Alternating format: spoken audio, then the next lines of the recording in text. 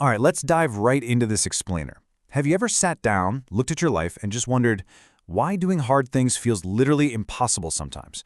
We set these massive goals, right? We buy the fancy new planners. We promise ourselves that this time, this month, is finally going to be different. And then we just hit a brick wall. We struggle to execute. We slide right back into our old habits. So why does that actually happen? Well, today we are going to crack that code entirely. We're looking at how high performers actually train their minds to execute. Let's play a little game right out of the gate. $10 million. I want you to imagine right now that I am offering you exactly that amount of money, in cash, today. But there's one catch.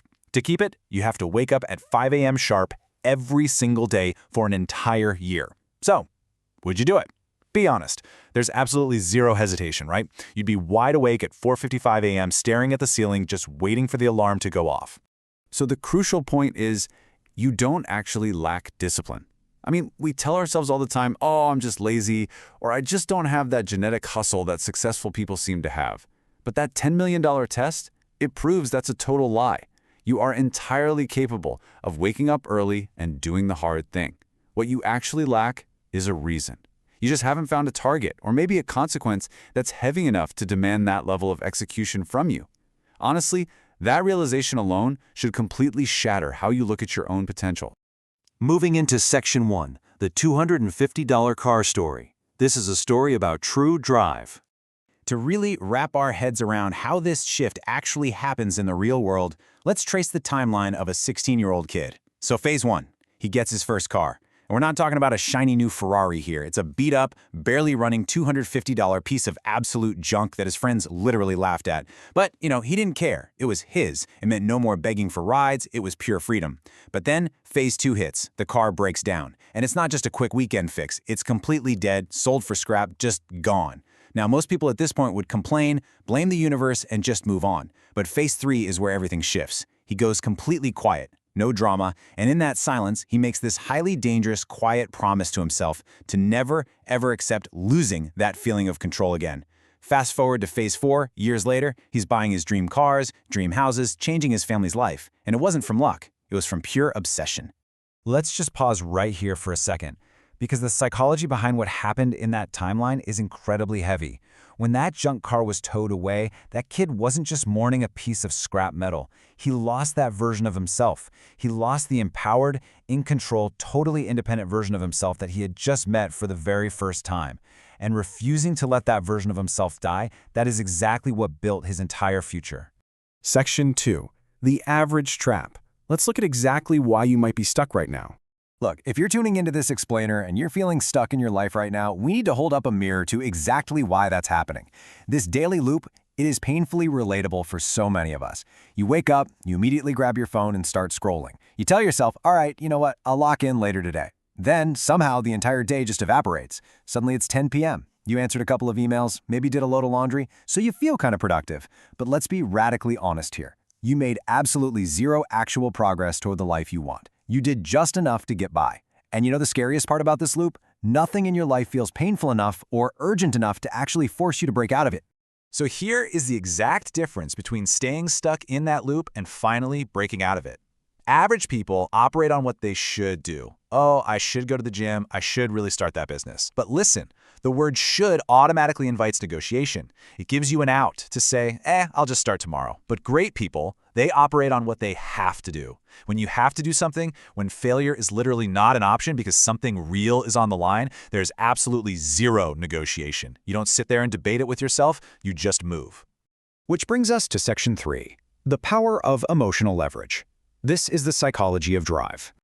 And this brilliantly illustrates exactly how we stop negotiating with ourselves. How do we actually make that jump from a weak should to an undeniable have to? Well, it all comes down to emotional leverage.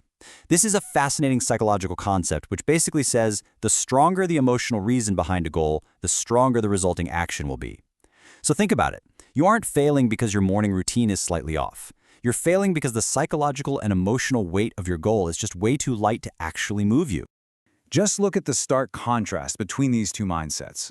A weak reason says, yeah, I kind of want to get in shape, but what kind of effort does kind of want actually produce? Weak effort. You will absolutely skip the gym if it's raining outside or if you're a little tired. But what about a strong reason? Something like, I absolutely refuse to hate what I see in the mirror for another year. Wow, that is heavy. That's deeply personal. And that kind of emotional leverage generates a relentless drive that literally no amount of bad weather or fatigue can ever stop. So I'm going to ask you a question directly, and I want you to really, truly think about it. What are you actually working toward right now? Seriously. Not the goal that sounds impressive at a dinner party, not the one you stick in your social media bio. What is your actual current target in life? Because if you want to know if your target is actually strong enough, it has to pass this one test. It needs to make you look at it and say this exact phrase out loud. Yeah, I would actually suffer for that. If you don't have an answer that gives you that exact feeling in your gut, well, that's your entire problem right there. It's not your habits. Your target is weak. If your goal doesn't deeply, fundamentally excite you, it is never going to drive you. And this brings us to a massive misconception.